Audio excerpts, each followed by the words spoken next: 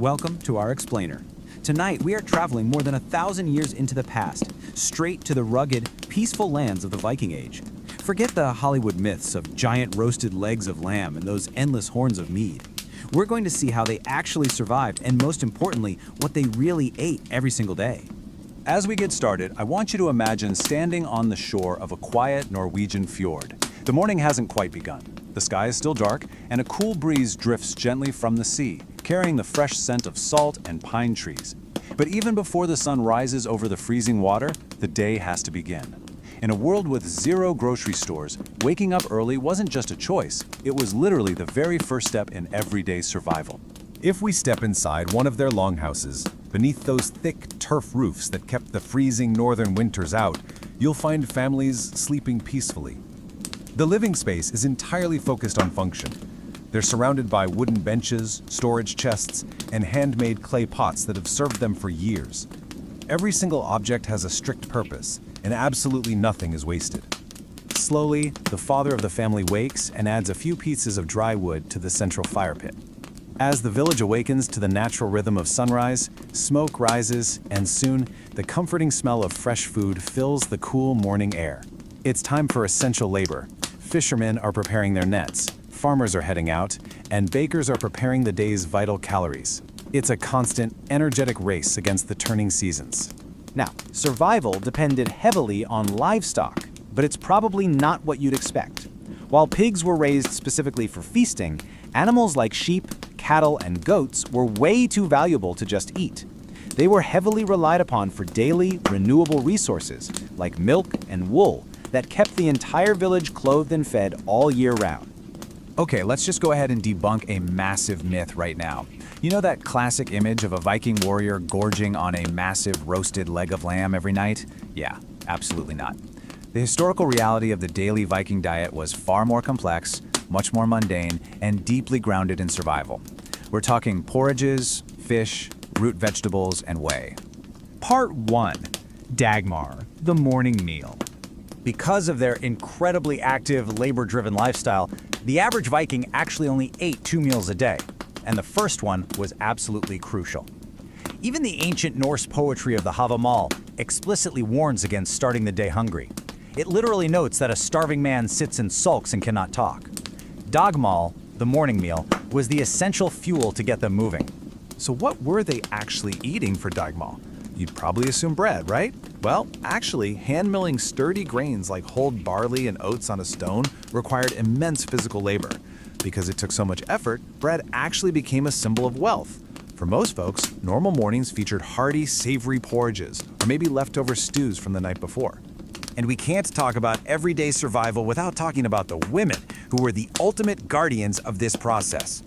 Women in Viking society, like the famous entrepreneur Odd the Deep-Minded, whose name literally translates to wealth, held immense responsibility.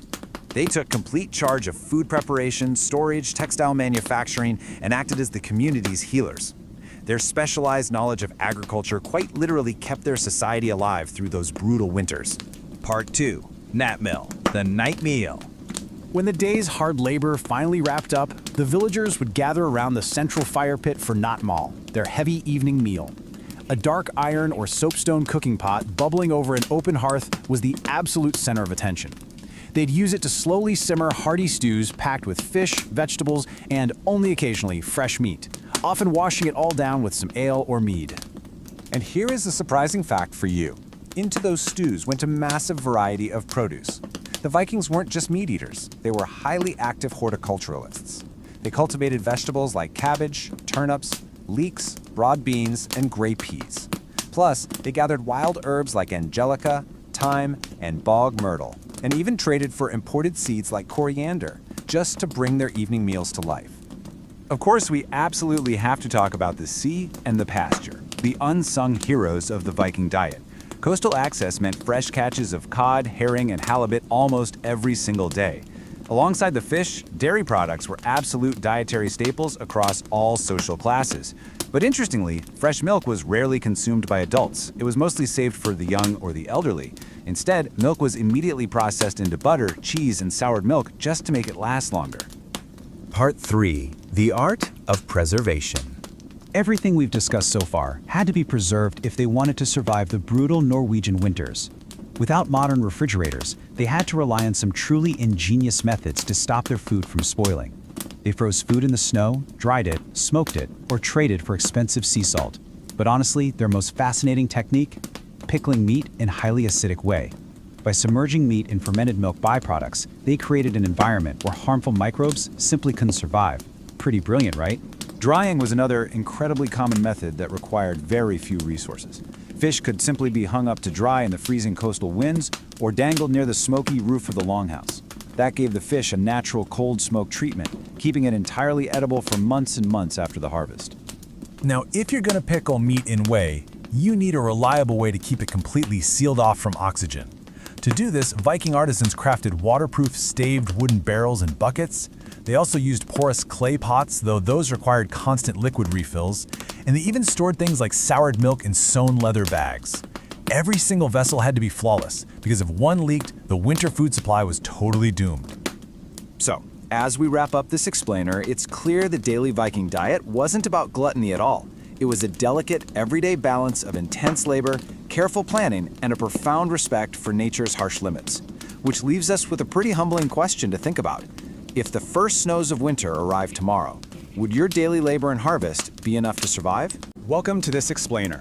You know, we spend so much time talking about long ships and epic raids, but today we're focusing on something far more relatable, yet completely fascinating. What a Viking family actually ate to survive the day. So, transport yourself back in time to the cold, pale blue dawn of a Viking morning. The fire has been burning quietly for some time now. Its gentle warmth slowly spreads through the dark, smoky longhouse, chasing away the cool air left behind by the northern night. There are no windows here. Imagine watching a single family member gently stir the glowing embers in the central hearth. They carefully kept these embers alive overnight to save precious time and effort in the morning. So what does a Viking actually eat before a grueling day? Let's dive right into this atmospheric reality. Because before anyone walks out to the fields, before the blacksmith lights his forge, or the fishing boats leave the shore, there is an absolutely crucial meal to prepare. Survival in this harsh climate depended on calories, and getting those calories required an incredibly specific daily routine. Part 1. Waking before the sun. We have to remember that this morning routine begins entirely in the dark. Think about the immense gap between our lives today and theirs. There are absolutely no modern kitchens here. No metal stoves, no refrigerators, only a small fire, a few clay pots, wooden bowls, and the careful knowledge passed down through generations. The day starts long before the hardest work even begins. Every morning follows an incredibly strict order of operations. Once that central hearth is glowing again, someone has to check on the animals kept close to the longhouse. You know, the chickens, the goats, and perhaps the family's most valuable cow. Only after the animals are fed and settled does the family turn to their own breakfast. A small iron pot is placed over the flames to begin boiling water. Part 2. Defining the morning meal. Now, when we look at their daily intake of energy, the crucial point is that they didn't have breakfast, lunch, and dinner like we do. They started their day with dagmal, which literally translates to the day meal. And this wasn't an extravagant feast by any means. It was simple, practical, and designed purely for fast sustenance before heading out to work. In fact, the average Viking only ate 2 meals a day. Yeah, just 2. They had the dagmal in the morning and the nattmal or night meal in the evening. Because they had such a limited eating schedule, combined with freezing winter temperatures and limited cultivating technology, making this early morning meal nutrient-dense was absolutely essential for surviving long hours of physical labor. Part 3. Cooking the morning porridge. Because long-distance trade was rare, their diet was built entirely around what a local farm could produce. Into that boiling iron pot went coarse barley, sometimes oats, or sometimes rye, depending entirely on the region and the season. These hearty grains cooked slowly, becoming a thick, comforting porridge that formed the bedrock of the Viking diet. And if the family was fortunate enough to have fresh milk from their cows or goats, they might add a splash to make the porridge smoother, or even melt in a spoonful of rich butter. But sweetness? Sweetness was a huge luxury. Processed sugar simply did not exist in their world. Any gentle touch of flavor came from wild berries, carefully gathered and dried over the short summer months. Or, if they were really lucky, they used honey. Vikings were actually highly skilled beekeepers, placing woven straw baskets called skeps out in the wild to protect bees. Honey was heavily prized, used not just for sweetening porridge, but for mead, medicinal wound treatments, and even religious offerings to gods like Freyr. Part 4: Sky, Bread, and Honey. Beyond the porridge, the Viking table featured several other incredibly resourceful staples. If the family had cows or sheep, they would often enjoy skar. The Vikings actually brought this from Norway to places like Iceland in the late 9th century. While it looks like a thick yogurt, it's technically a soft cheese made from skimmed milk, a starter culture passed down from mother to daughter, and calf rennet. It was just a brilliant way to preserve dairy through the long, harsh winters. And in a fascinating twist of resourcefulness, absolutely nothing from the sky-making process was wasted. They even drank mysa, which is the greenish whey left over after separating the cheese curds. It tasted a bit sour, almost like an ancient Viking sports drink, and it was packed with electrolytes to rehydrate them for the day. They even used it as a marinade to preserve meat. Talk about using every part of the process, right? Alongside the porridge and sky, yesterday's dark, heavy bread would be sliced thick. This bread, baked on flat stones, was much denser and heartier than what we eat today. And very often, whatever vegetable and meat stew was left over from the previous night's nattmaal was stored in a cool place overnight and then reheated for the dagmaal. Throw in a small piece of carefully aged hard cheese and you have a meal completely focused on maximizing calories and energy. Part 5: Handcrafted Wooden Bowls. Now, we can't fully picture this morning scene without looking at the physical items they used to eat this hearty breakfast. While extravagant, gold-lined drinking horns get all the historical attention in movies, the reality of everyday life is found in places like 10th century Viking York, known as Jorvik. Archaeologists excavated an area there called Coppergate, which comes from the Old Norse word Koppariga, literally meaning the street of the cupmakers. This quote brilliantly highlights how these societies functioned. Thanks to the moist, peaty soil in York, thousands of wooden cores from rotary pole lathes were preserved. This proves that simple, practical wooden bowls and cups were absolute essentials, mass-produced on a commercial scale to support the daily routines of a booming Viking settlement. Your morning porridge went right into one of these sturdy, handcrafted wooden bowls. Part 6: Starting the day's work. As the last spoonful of porridge disappears from the bowls, the quiet morning shifts into gear. The family eats quickly and with little ceremony. Because every harvest required months of hard work and careful planning, absolutely nothing is wasted. Even the smallest crumbs of bread are saved, and the bowls are carefully cleaned with precious water. Children who are old enough to help actually receive their food first so they could immediately start their chores, while the adults prepared for heavy physical labor, plowing fields, mending tools, or heading out to the sparkling sea to fish. As the village fully wakes, dogs bark and boats head out across the cold, sparkling water, another incredibly demanding day in the Viking world has begun. Looking at this intense resourcefulness, from utilizing every drop of milk to surviving on just 2 meals a day, we have to ask ourselves how our own morning routines compare. Without refrigerators, stoves, or modern comforts, would you have the resilience to survive just one Viking morning? Let's get right into it. Welcome to This Explainer, where we're going to explore the surprising, everyday reality of the Viking diet. You know, when we picture the Viking Age, our minds usually jump straight to those roaring mead halls, massive feasts, and tables just overflowing with giant cuts of roasted meat. But the historical truth? It was actually far more grounded, deeply tied to the earth, and built entirely on simple, incredibly hard-earned nourishment. So, what did Vikings really eat every single day? Well, let's look past the myths of those grand warrior feasts. We're going to uncover the immense patience and physical labor required just to feed a family back then. The core of their daily survival didn't revolve around plundered riches, not at all. It revolved around things we completely take for granted today.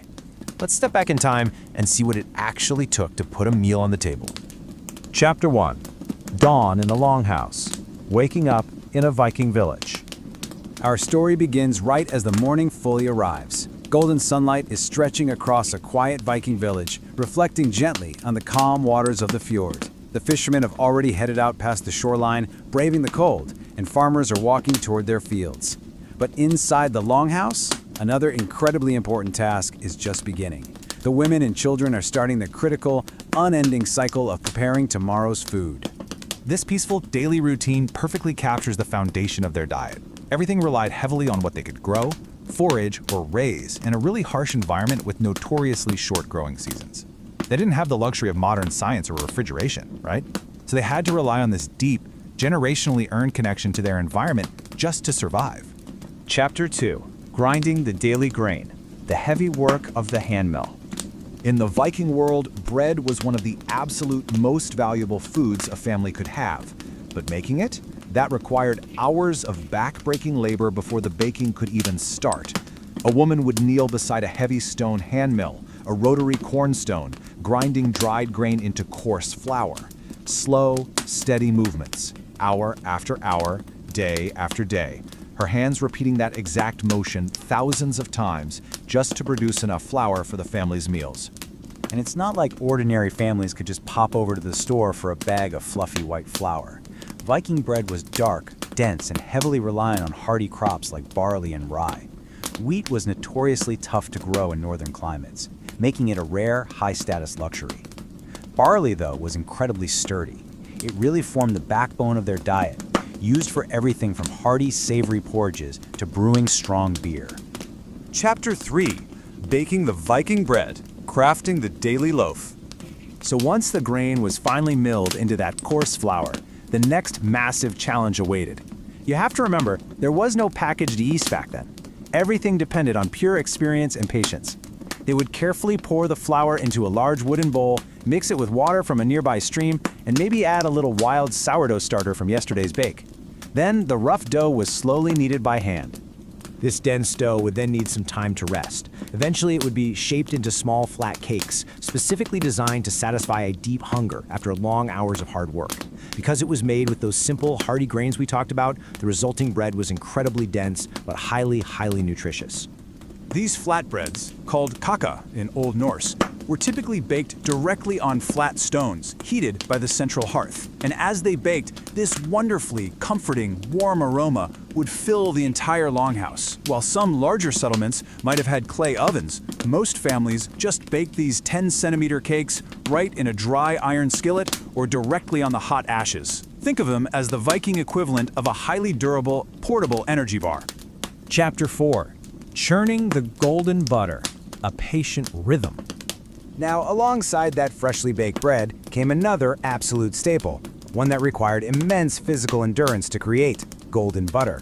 Fresh milk was actually a bit of a luxury. Sheep and goat's milk was often drank fresh, but cow's milk, that was almost exclusively reserved for dairy production, to make sure the family had enough fats to survive the winter. For most, cow's milk was simply a raw material, meant to be transformed. The process started by pouring slightly soured cream into a wooden churn. Then began this steady, exhausting rhythm of plunging a wooden dasher back and forth, again and again.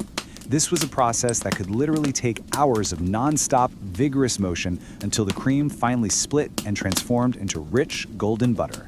Hard work for sure, but worth every single moment. To put this into perspective, it took a staggering 25 pounds of milk to produce just 1 single pound of butter. That is wild. Because of this, butter was a highly valuable commodity. It wasn't just something you slathered on toast, it was absolute big business in the early medieval world. It was shipped by the ton to growing towns and basically acted as a form of edible currency. You could even use it to pay your taxes. Chapter 5. Skyr and preserved cheese, preparing for the brutal winter. Beyond butter, the Vikings were total masters of fermentation and preservation, turning milk into long-lasting provisions. The looming threat of a brutal winter dictated absolutely everything they did in the kitchen.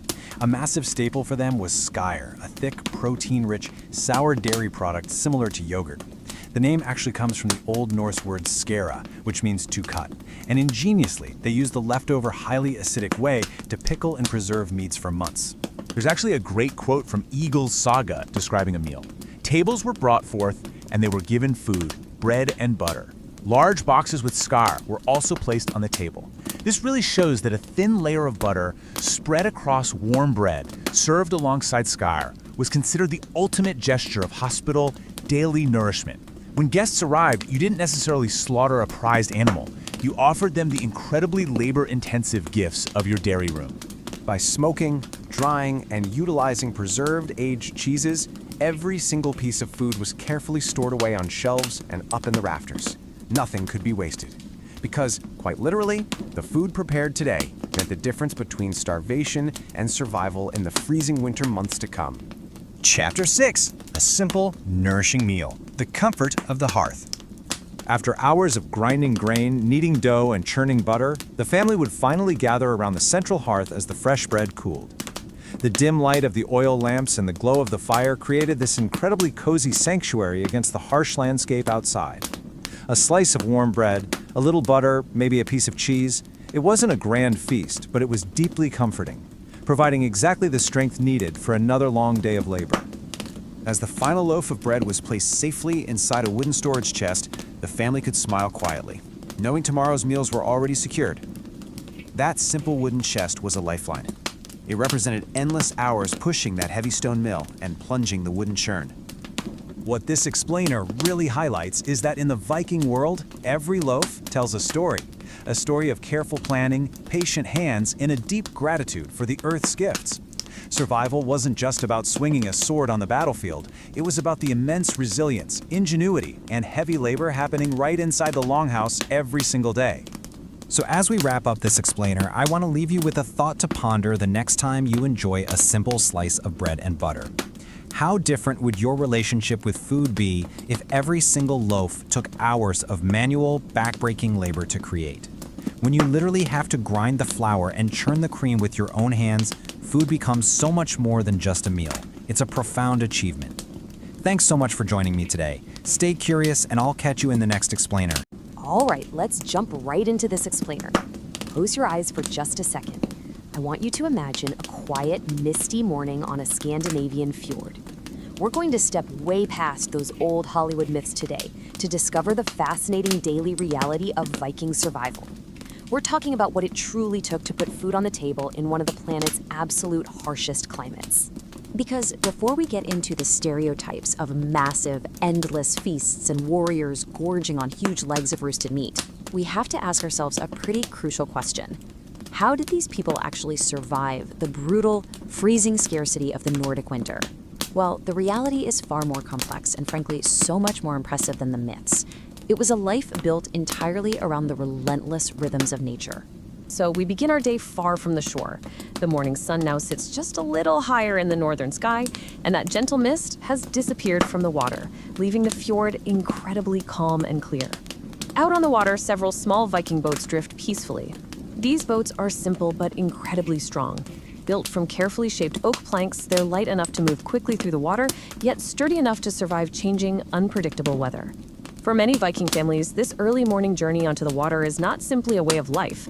It is literally the razor-thin difference between comfort and hunger. Which brings us to our first true chapter today, Dawn on the Fjord. Out there on the boats, the fishermen work mostly in total silence. Each person knows exactly what to do. One man carefully lowers the woven fishing net into the water, while another readies a line with a small iron hook. And nearby, a younger fisherman watches closely. He's learning. Every single knot, every cast, every subtle movement has been passed directly from one generation to the next. Nobody rushes, nobody complains. The gentle sound of water slapping against the wooden boat is completely enough to fill the quiet morning. And that patience leads us right into catching the day's food. You see, the sea absolutely rewards patience. Hours might pass before the first fish appears, but soon enough, the woven nets begin to feel heavier. Slowly, very slowly, the fishermen pull them toward the boat. Silverfish shimmer beneath the surface as the sunlight dances across the water. We're talking about cod along the Atlantic coast, massive schools of herring crucial in southern Scandinavian waters, plus mackerel, plaice, and halibut.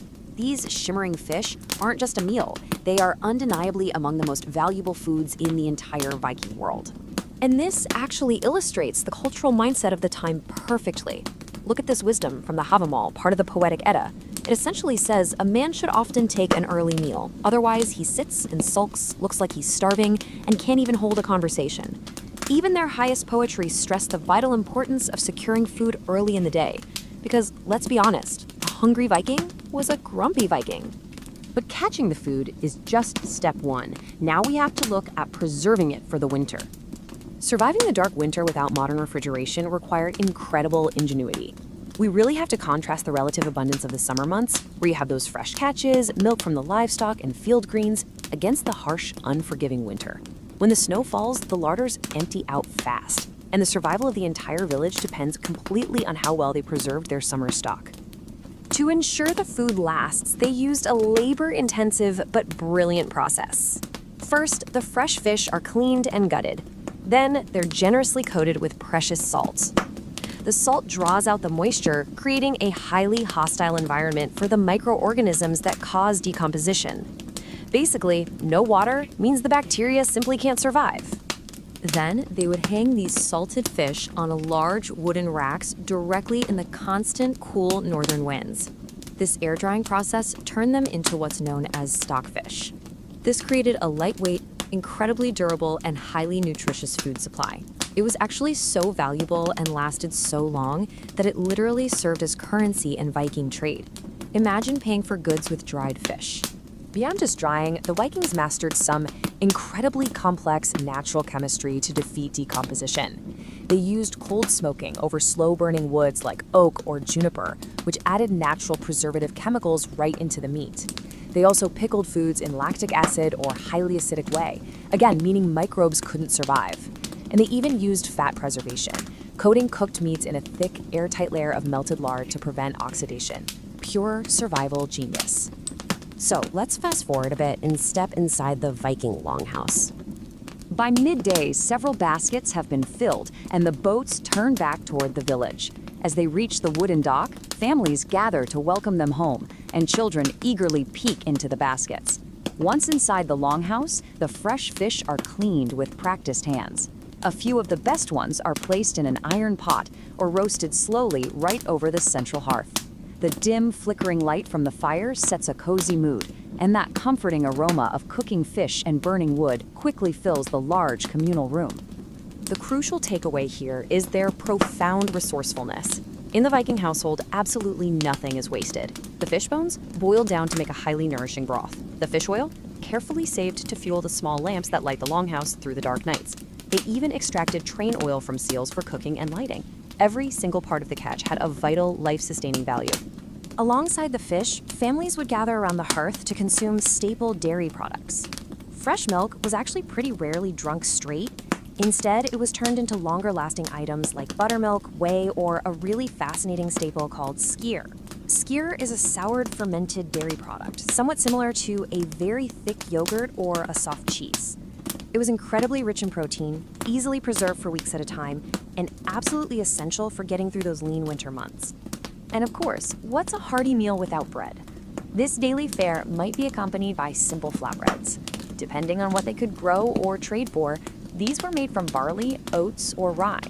Wheat was occasionally used, but it was definitely seen as a high-status luxury. The dough would be kneaded and baked directly on hot flat stones or in heavy iron pans right over those very same hearth embers. It was simple food, prepared with intense care, and shared with deep gratitude. This daily ritual around the central fire wasn't just about getting calories into their bodies. It was a vital communal act. It was around this fire that stories were told, alliances were forged, families were strengthened, and deep warmth was provided in an otherwise incredibly harsh environment. Outside, the sea continues its endless rhythm. The tide rises, the tide falls. The boats rest quietly against the shore. We're reminded that for the Vikings, the sea was far, far more than just a path for raiding or trading. It was a faithful provider, a patient teacher, and a quiet companion that literally fed the village, one peaceful, hard-earned day at a time. It really makes you wonder about our modern disconnect from food production, doesn't it? Today, we mostly just run to the supermarket. But seeing how the Vikings lived leaves us with a big question. If your survival depended entirely on the rhythms of nature, what modern comforts would you be willing to trade to experience that kind of profound daily connection to the earth and the quiet companionship of the sea? Think about that the next time you sit down for a meal. Thanks for exploring with me today, and Welcome to This Explainer. You know, we often picture the Viking Age starting at sea. And sure, as the morning mist clears, the fishing boats might already be rusting quietly beside the wooden docks, their morning work complete. But beyond the village, where the forests slowly give way to open fields, another incredibly important part of the day is only just beginning. We're stepping onto the land today to discover that life in the Viking Age depended just as much on the plow as it did on the sword. The growing season is short, the winters are long, and every single warm day has to be used wisely. So let's dive into this and see what everyday life really looked like. As the morning breeze moves across the fields, we find this fantastic bit of wisdom from the Havamal, a collection of Old Norse poems, and it sets the perfect rhythm for our day-in-the-life journey. It basically says, don't go out hungry. And it makes total sense, right? If you're heading out to the rocky, uneven fields to pull a heavy wooden plow, you absolutely need an early meal to fuel you. Otherwise, as the poem jokingly points out, you're just going to sit around sulking and won't be able to talk to anyone. We have to immediately shatter that Hollywood myth. You know the one, a massive warrior gorging on a giant roasted leg of lamb, washing it down with gallons of mead. But the historical reality was far more complex, and honestly, way more resourceful. The daily reality for most Vikings was a highly organized agrarian existence. It was a life dictated by a ticking clock. Instead of giant feasts, they relied on savory barley porridges, air-dried fish, cultured dairy like skyr, and simple flatbreads. Section 1. Sowing seeds of survival. Preparing those fields took incredible patience and determination. The soil in Scandinavia is not always easy to work. It's often rocky, uneven, with large stones and tree roots hidden beneath the earth. A farmer would guide a wooden plow pulled by a sturdy ox, opening the earth one narrow line at a time. Behind him, another family member scatters seeds carefully across the fresh soil. And those seeds usually hold barley. It's an incredibly sturdy crop and the absolute foundation of everyday Viking meals, crucial for both daily porridges and brewing the mild ales they shared at the table. What's truly fascinating here is the sheer ingenuity of their agriculture. Archaeobotanical data from places like East Jutland reveals a brilliant crop rotation system. They didn't just plant barley endlessly until the soil was dead. Instead, they alternated spring-sown barley with autumn-sown winter rye. Because rye is much less demanding on the soil's nutrients, this system required way less manure and perfectly balanced the risks of a bad harvest. It was a literal game changer that allowed them to sustain much higher population densities. And they weren't just growing crops, they were dedicated livestock managers. The numbers from the major trading town of Hoddeby tell a pretty surprising story. When experts look at the animal bones found there, a whopping 65% are domesticated pigs, and cattle make up another 30%. Wild animals? Just a mere 1%. This brilliantly proves that despite the legends of wild Viking hunters venturing deep into the frozen woods, they were actually highly dedicated farmers, relying heavily on the domesticated animals they raised themselves. Section 2, a midday Viking meal. As the sun climbs higher, the work in the fields gets harder. Hands grow tired, clothes get dusty, but the pace remains calm. The rhythm of farming requires constant fuel, which was largely provided by coarse grains. Hand-turning a heavy cornstone to grind that grain was a daily, labor-intensive chore. They'd cook those ground grains slowly in soapstone vessels to create savory, energy-rich porridges. And keep in mind, unlike the sweet oatmeal we might eat today, this was a savory dish, incredibly practical for giving them the slow-burning energy they needed. Dairy was another absolute cornerstone of their diet.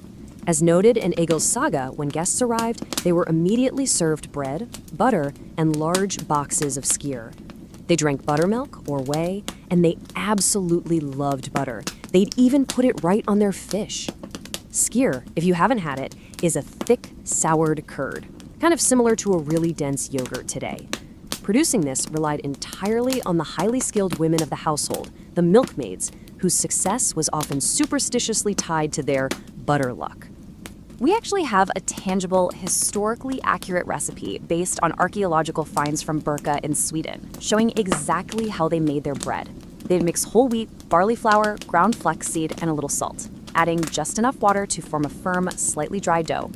Then they'd shape it into small, round cakes and bake them directly on a flat hot stone or a dry iron pan right over the embers. It was simple, wholesome, and perfectly designed for a midday break. The family could sit together beneath the shade of a nearby tree, sharing this bread with a small piece of cheese and some cool water. Section 3, preserving the harvest.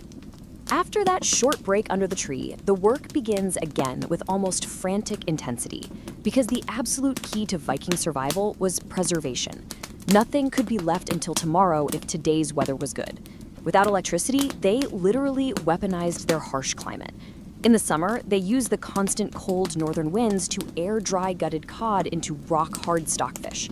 In autumn, they completed the yearly animal slaughter so they wouldn't have to feed livestock over the winter, and they fermented cabbage. Come winter, they used freezing rivers as natural refrigerators and stored dried grains in elevated, aerated wooden barns. It was a non-stop, year-round cycle of survival. So how do you keep oxygen and bacteria away from your food without plastic wrap or a freezer? Enter lard, the golden barrier. They completely mastered fat preservation. They would take cooked or salted meat, like a traditional sheep's head, and coat it heavily in melted animal fat. When that fat cooled, it formed a completely airtight, waterproof seal. It's actually brilliant. This locked in the flavor and allowed the meat to sit safely in pots or barrels for months on end. Fermentation was also absolutely essential. This required massive, coopered wooden vats for storing things like liquid whey, which added much-needed protein and acted as a preservative during the lean winter months. These vats were seriously huge. Archaeologists have found them in settlements, and there's even a 13th century saga that claims a fully grown man could successfully hide inside one. Section 4. The Evening Reward. As afternoon slowly turns toward evening, long shadows stretch across the fields. A gentle breeze carries the scent of fresh grass through the valley, and the farmers finally pause. The family heads back to the longhouse, where their hard work is beautifully visible in a well-stocked pantry. You'd see hanging sausages, dried herbs, turnips, and cabbage.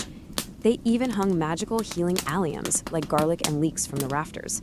Every field they plowed directly translated into this deeply comforting visual representation of food security. As smoke rises from the chimneys of the longhouses, the evening meal is waiting. But again, it's not a massive fresh roast. It's a hearty, savory porridge, flavored with precious, small pieces of that smoked or dried meat we talked about. You might see a modest shelf holding a wooden bucket, a slab of cheese, and a cut of cured meat. The meat was really more of a condiment or a flavor enhancer, balancing the meal. It's a simple, satisfying, and peaceful end to another long day in the Viking countryside. Every single harvest was earned through incredible patience, physical effort, and perseverance. Their survival was a daily, hands-on negotiation with nature. So it leaves us with a pretty provocative thought. When you sit down for your next meal, how does your connection to the food on your plate compare to that deep, hard-earned bond the Vikings shared with their land? Do we take our own abundant pantries for granted? It's definitely something to think about next time you grab a slice of bread. Thanks so much for joining me on this explainer, and keep asking questions. Welcome to The Explainer. Today we're diving into Chapter 6 of our ongoing series on what Vikings really ate every day. We're zeroing in on meat, cheese, and the quiet, absolutely crucial acts of preparation. Because, the warm days of summer never seem to last for very long, and preparing for winter literally meant the difference between life and death. So let's just go ahead and completely throw out that Hollywood myth of constant, massive feasts and endless mead. The reality? Well, almost as soon as the fields begin to turn green, the villages are already thinking about winter. Far to the north, the cold season is long. Snow can cover the land for months on end. The sea gets rough, the forests grow quiet, and finding fresh food becomes incredibly difficult. So true survival relied entirely on what could be saved and stored from that remarkably short growing season. Just picture this. Inside the longhouse, the morning fire is burning steadily. Its gentle warmth fills the room as the family begins another day of really careful work. You'd see large wooden shelves holding baskets of dried herbs and bundles of onions and garlic hanging from the wooden beams right alongside strips of lamb, goat, or pork. That rich, smoky aroma wasn't just a smell. It was a comforting reminder that the family was preparing wisely for the colder months.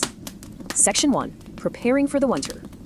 Every single corner of that house tells the exact same story, and the entire philosophy of Viking survival can really be boiled down to this one simple rhythmic truth.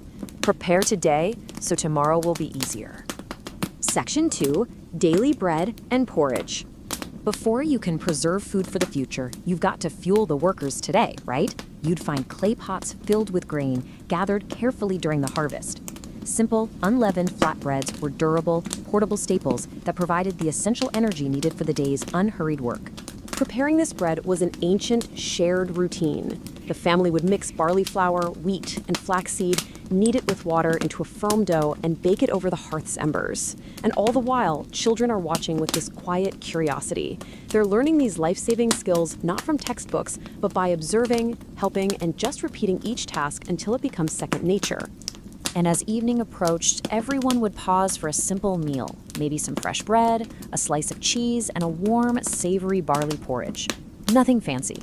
Absolutely nothing wasted. Just honest food prepared with immense patience and gratitude. Section 3, the magic of Viking dairy. Okay, let's step outside for a second. On the hillside, you've got sturdy sheep and goats searching among the rocks for fresh grass. Now, these animals provided so much more than just meat. Every morning, fresh milk was collected with great care.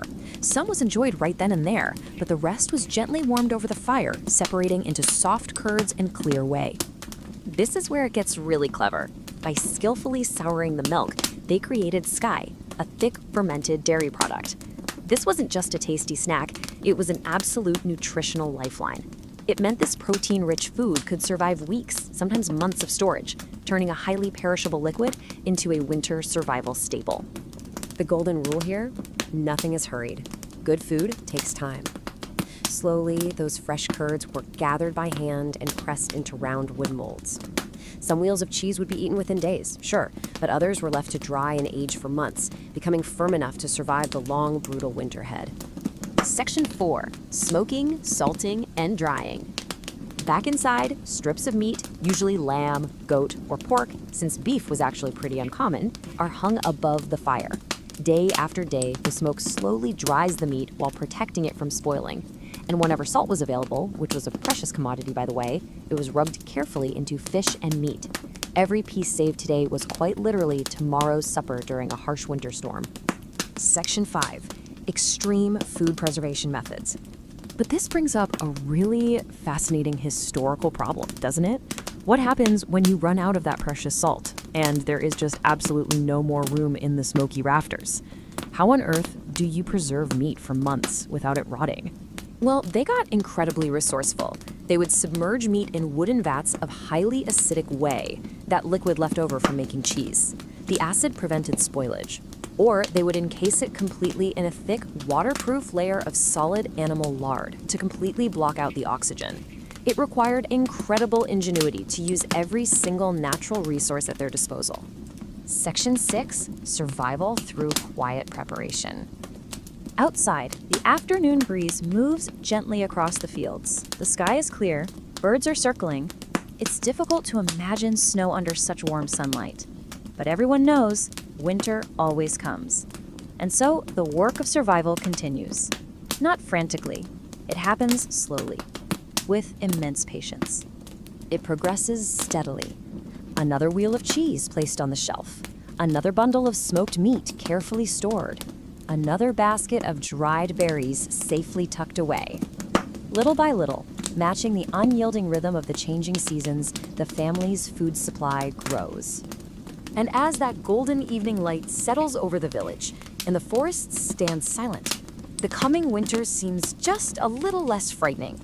Because in the Viking world, survival is built not by great moments of glory, but by countless quiet acts of preparation, repeated day after day, season after season. We rely so heavily on modern conveniences today, but it really makes you wonder, if it all disappeared tomorrow, would we possess the quiet patience, the generational knowledge, and the incredible ingenuity of the Vikings to prepare for the long winter? It's definitely something to chew on next time you open your fridge. Thank you so much for joining me for this explainer, and I'll see you in the next one. Okay, let's jump right into this explainer. Today, we're going on a journey, starting from the harsh, grueling reality of daily Viking survival, all the way to the warm, communal glow of their rare seasonal feasts. We've all seen the Hollywood versions of Viking life, right? But today, we're going to strip all that away and look at the actual archaeological and historical realities of what these people really put on their tables to survive and ultimately to celebrate.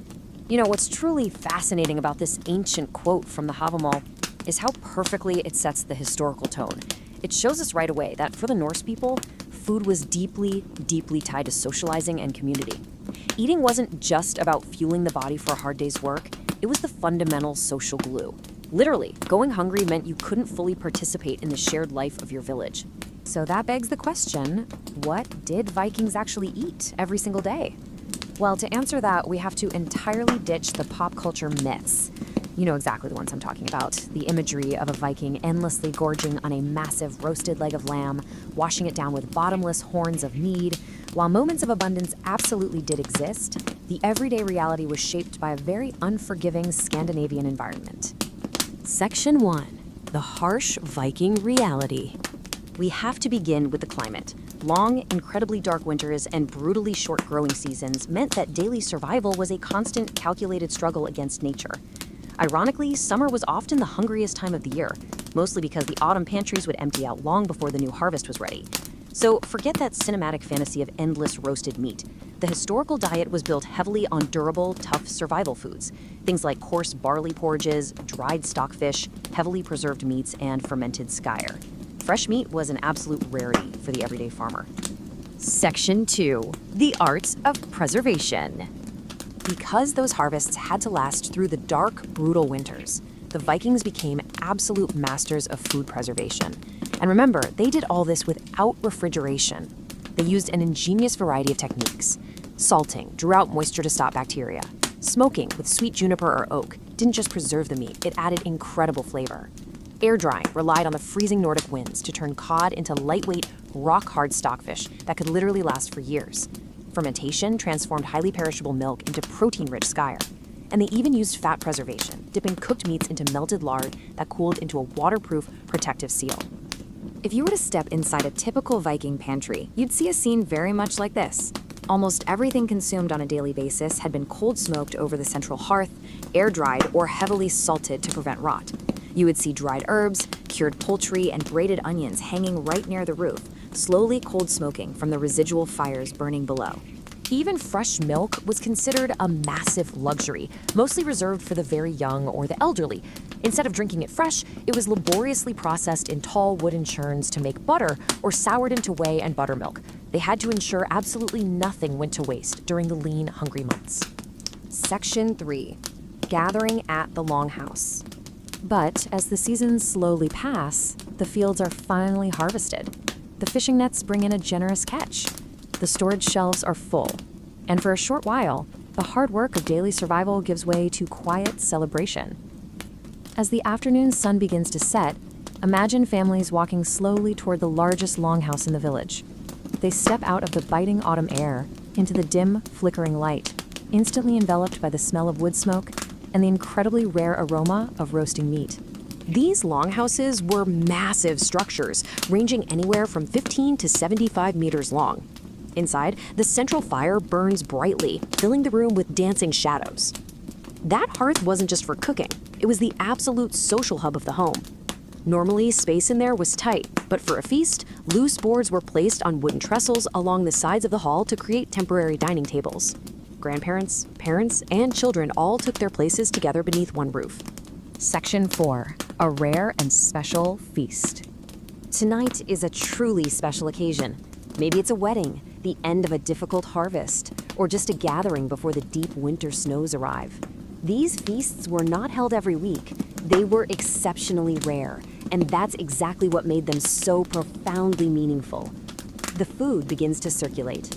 Fresh, warm burka bread, a fine baked flat bread, is passed from hand to hand, with fresh butter melting gently across its rough surface. This was a massive luxury compared to the hard, dried grain cakes they ate on long sea voyages. And then there was the meat. Because farmers had to cull their herds in the autumn just to save enough winter fodder for their strongest animals, there was this brief, glorious surplus of fresh meat.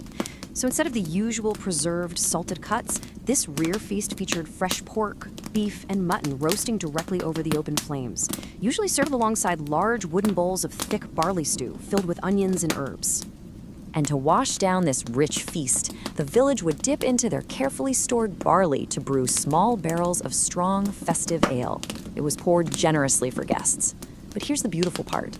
Each family contributed something. A loaf of rye bread, a wheel of homemade cheese, a basket of dried berries. No one was expected to bring much, only exactly what they could spare. Section 5. The power of community. You see, sharing this brief abundance wasn't about showing off individual wealth. It was a vital ritual to strengthen the entire community. Between meals, the longhouse filled with stories. An elderly sailor might remember his first voyage across the North Sea, or a farmer might laugh about a difficult harvest years ago. Someone gently strums the strings of a lyre.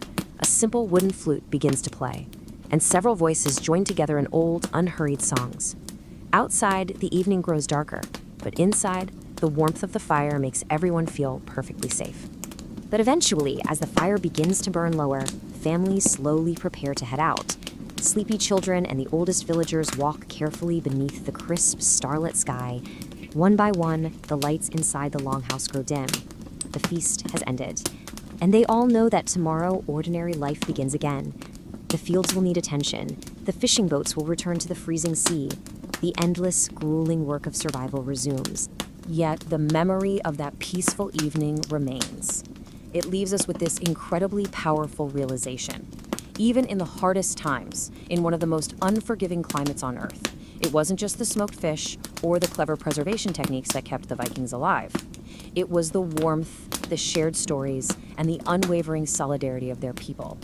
So I ask you, when the metaphorical winter winds howl, is it just the food in your pantry that saves you? Or is it the people sitting beside you at the hearth? Welcome to this explainer on what Vikings really ate every day. Let's just jump right in, shall we? I want you to close your eyes for just a second. Picture a cold, gentle Viking morning. It's early, well before the sun has even thought about coming up.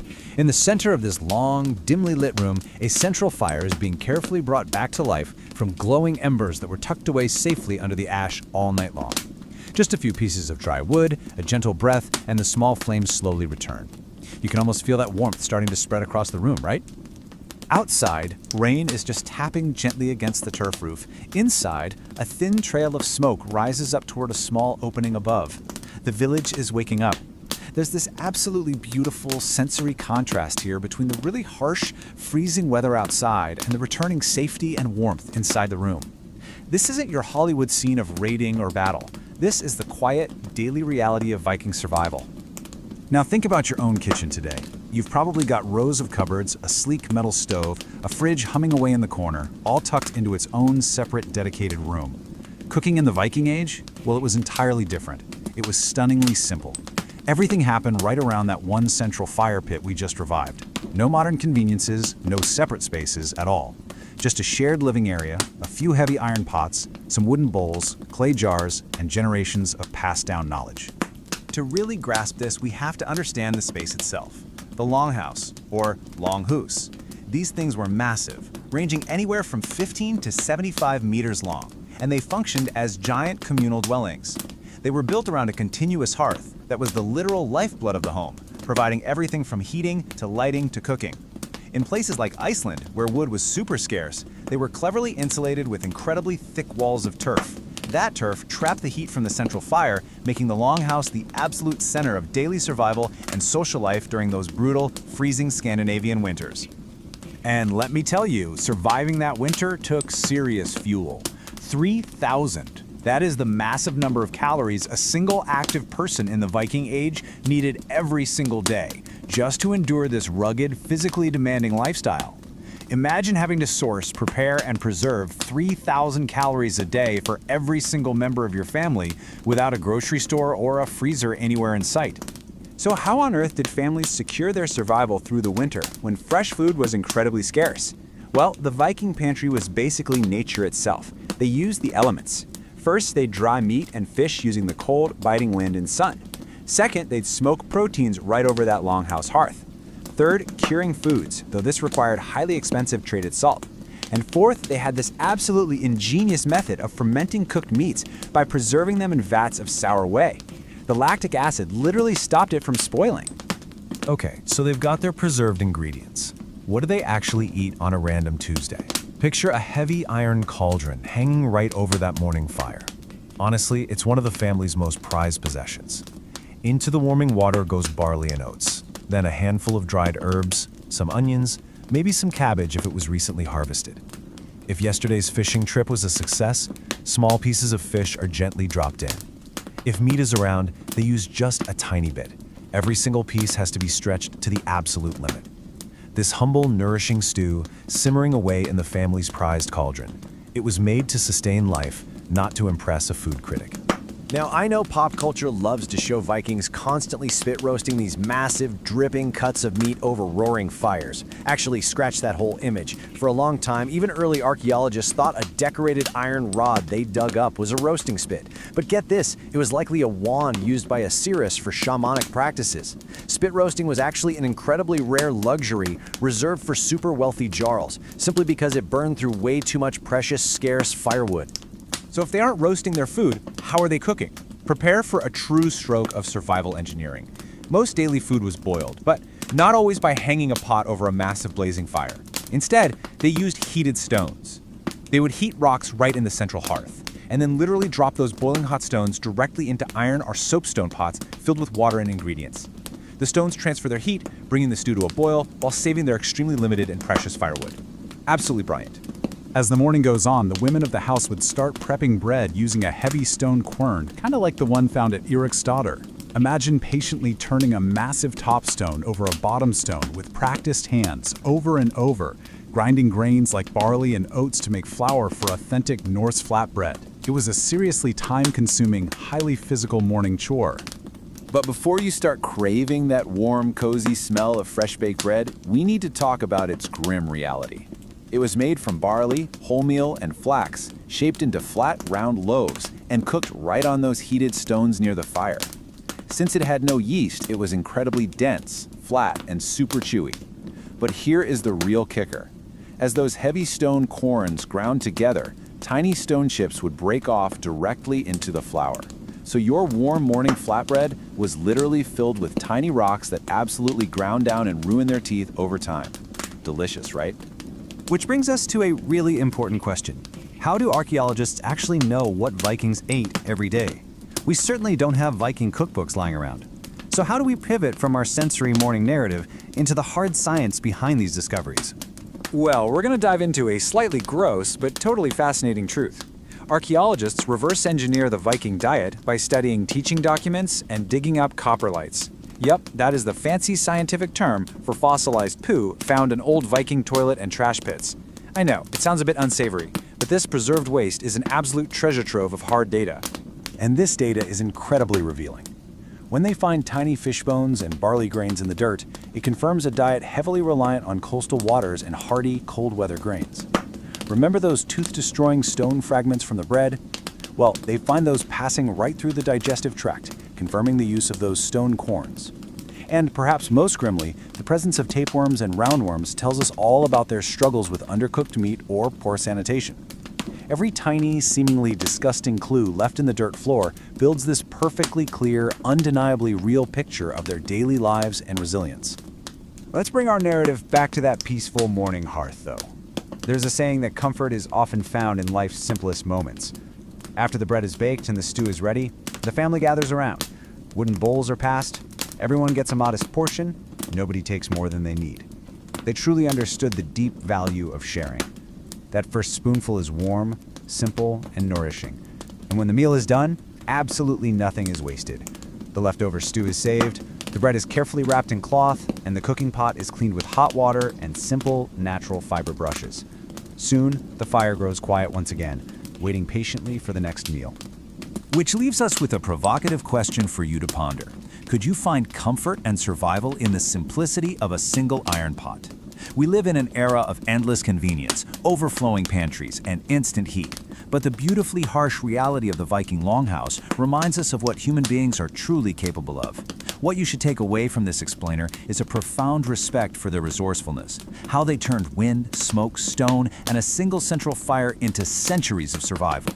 Think about that the next time you turn on your stove. Until next time. The bright days of summer have now become a distant memory. The forests surrounding the village are glowing with shades of gold, amber, and deep red. A cool wind carries fallen leaves across the narrow dirt paths between the longhouses. The sea is quieter now. The mornings arrive later, and the evenings grow darker a little earlier with each passing day. Everyone knows what's coming.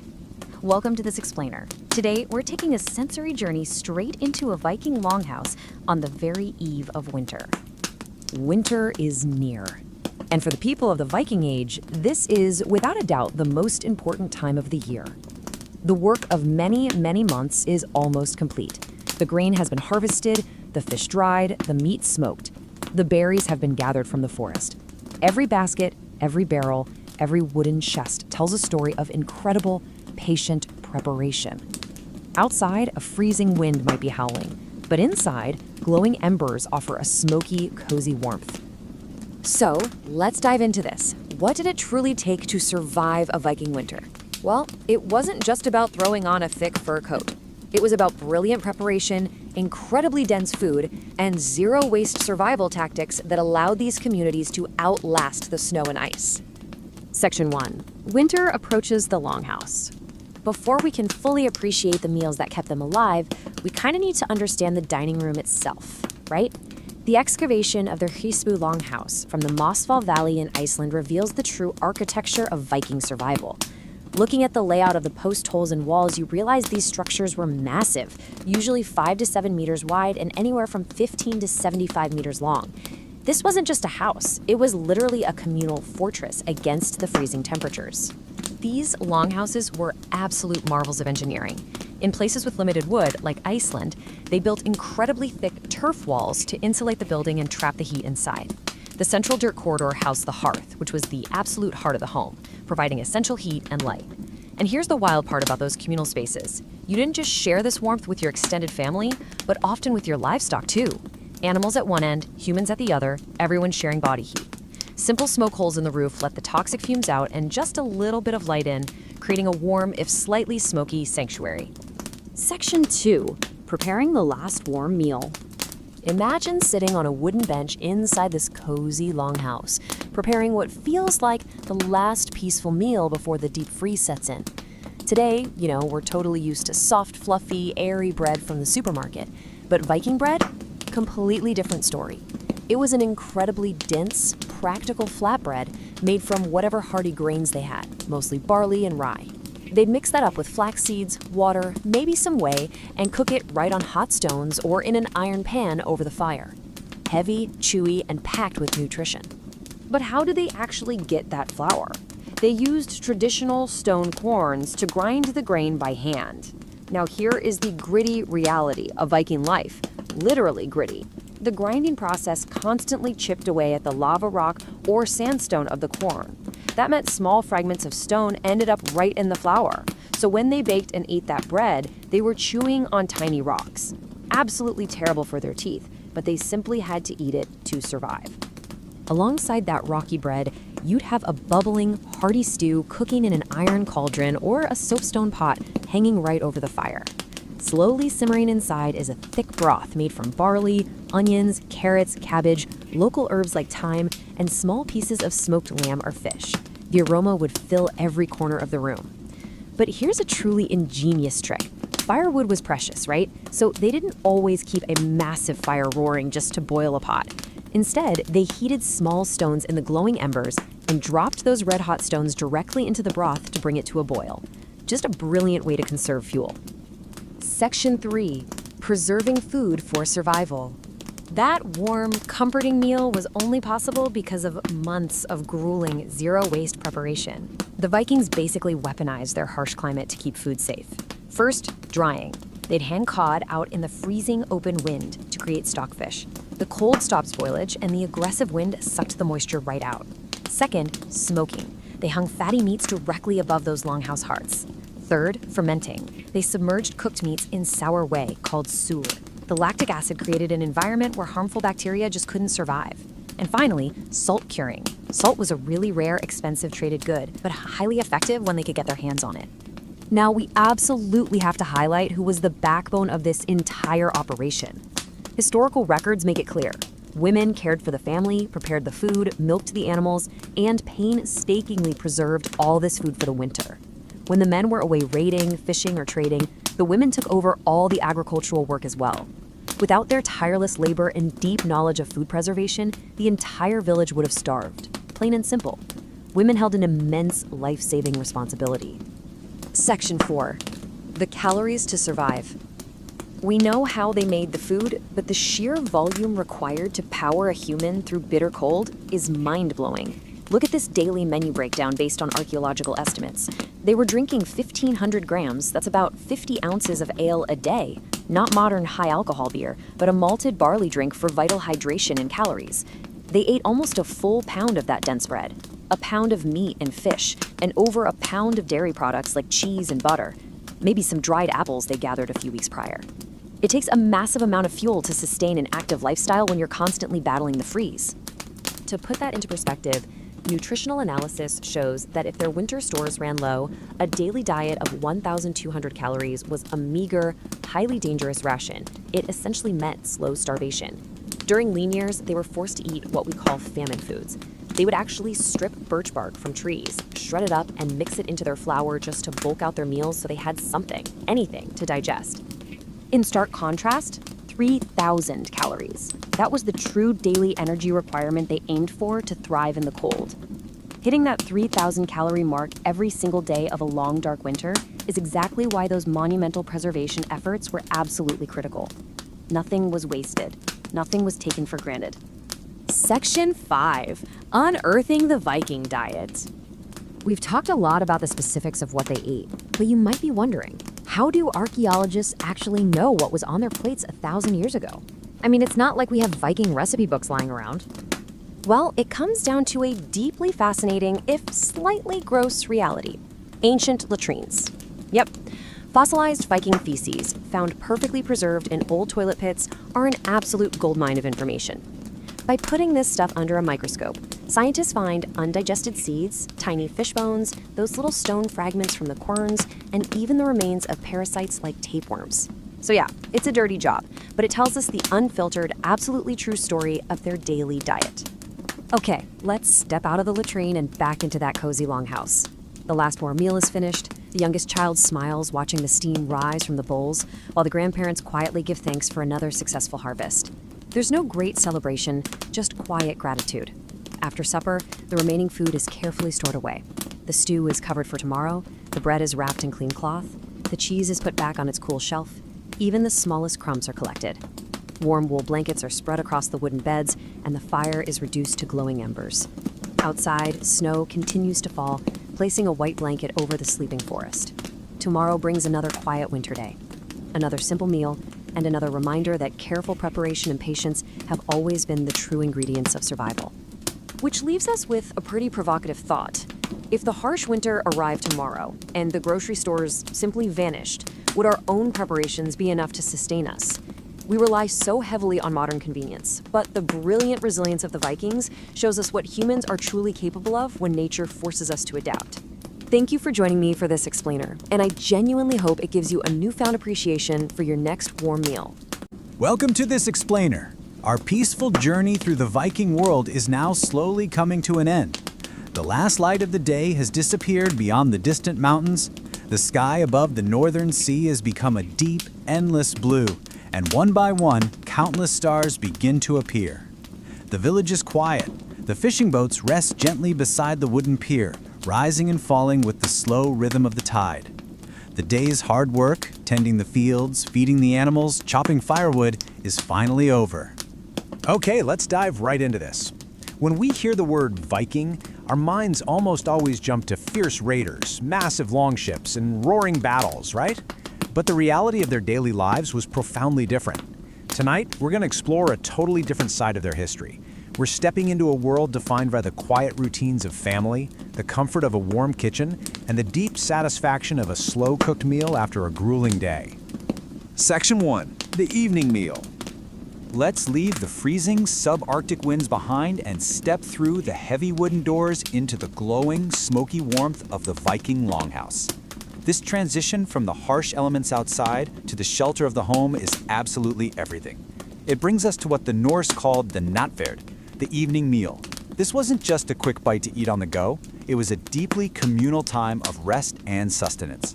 Inside, the central fire casts dancing shadows across the wooden walls that have protected this family through many long winters, and the unforgiving environment outside is completely forgotten. As you sit down on the wooden benches, the air is filled with the comforting scent of fresh bread, savory barley porridge, smoked fish, and local herbs like thyme. Now, if you join them for dinner, you wouldn't be handed a fork. Forks actually wouldn't even reach places like Iceland until the 14th century. Instead, everyone ate from simple wooden bowls using their fingers, carved bone or wooden spoons, and their own personal all-purpose knives. Every single meal was treated with immense gratitude. Section 2. What Vikings actually ate. So, what exactly was being laid out on those wooden boards and trestle tables to feed these hardworking families? Well, what's really interesting about this breakdown is just how balanced their diet truly was. It completely shatters the modern stereotype of Vikings just endlessly gnawing on giant roasted legs of meat and chugging mead. Just look at this incredible variety. They ate dairy like skyr and cheese, vegetables like cabbage and leeks, and foraged foods like berries and apples. Poorer families even used shredded pine bark to bulk up their meals, which unintentionally gave them a fantastic source of vitamin C. Fresh flatbread would also be passed around the fire, but baking this was a highly labor-intensive process. They used a heavy stone quern to painstakingly grind barley and oats into flour. The resulting flatbread had to be eaten warm, right off the coals, because if it got cold, it turned rock hard. And because they used these heavy grinding stones, their bread almost always contained tiny, gritty chips of stone. Think about that next time you complain about a tough crust. The sea was just as vital as the land. With simple, hand-forged 10th century iron fishhooks, Norse fishermen pulled vital protein like cod and salmon from the freezing fjords. This fish wasn't just a side dish, it was an absolute necessity to sustain entire communities through the bleak winter months. Every catch, every harvest, was remembered with deep respect. And they needed to eat an astonishing amount of food. To survive the extreme cold and the sheer physical exhaustion of their daily labor, a Viking required a massive daily intake of around 3,000 calories. This meant eating nearly a pound of each food group every single day. This massive consumption was literally their primary defense against malnutrition and scurvy. Section 3. Preserving food for tomorrow. As the evening meal winds down, the wooden bowls are emptied. But the day isn't quite over yet. Absolutely nothing could be wasted. Chores resume, because the leftovers had to be packed away carefully. The remaining stew is covered for tomorrow.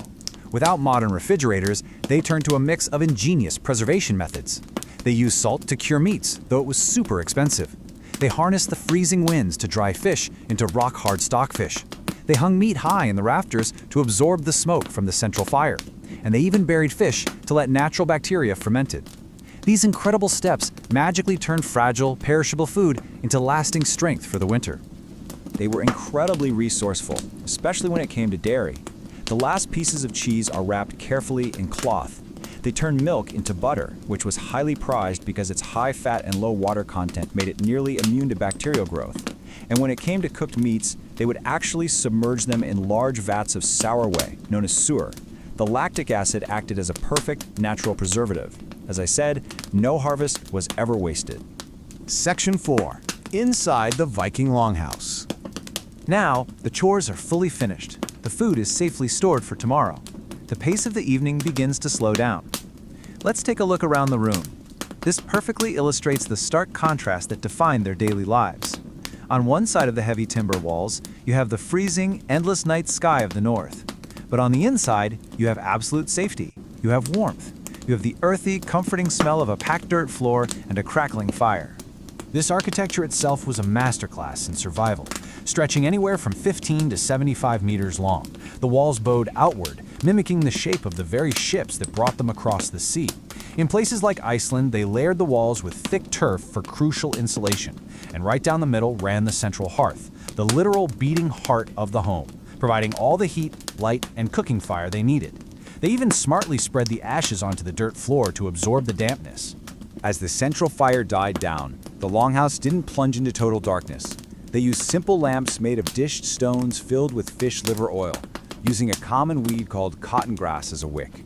It provided a steady, surprisingly bright light with very little smoke.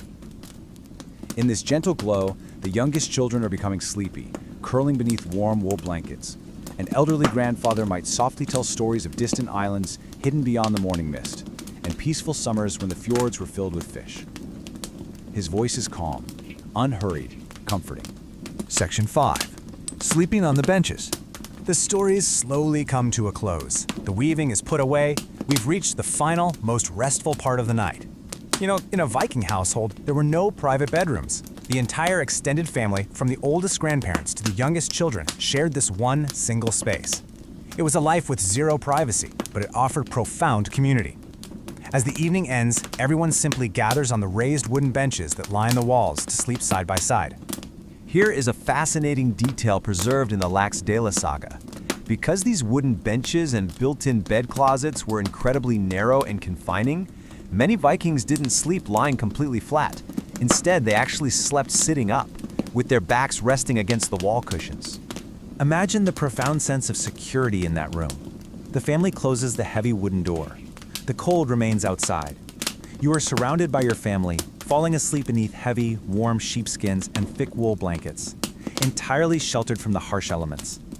Outside, a gentle wind moves through the pine trees. Somewhere in the darkness, an owl calls across the valley. The sea answers with its quiet waves against the shore. Everything feels still. Everything feels safe.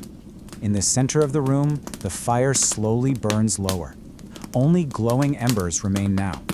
They will stay alive through the night, ready to warm the longhouse again when morning comes, and fresh bread will be baked once again. As the hours pass, every sound becomes softer. The crackling fire grows silent. One by one, every member of the household falls asleep. And so the village sleeps. When you close your eyes tonight, will you hear the quiet rhythm of the northern sea? The Vikings are so often remembered for their grand voyages and violent battles, but I hope you take away a new appreciation for this quiet humanity, the simple, patient, and peaceful routines that truly sustain them through the darkest winters.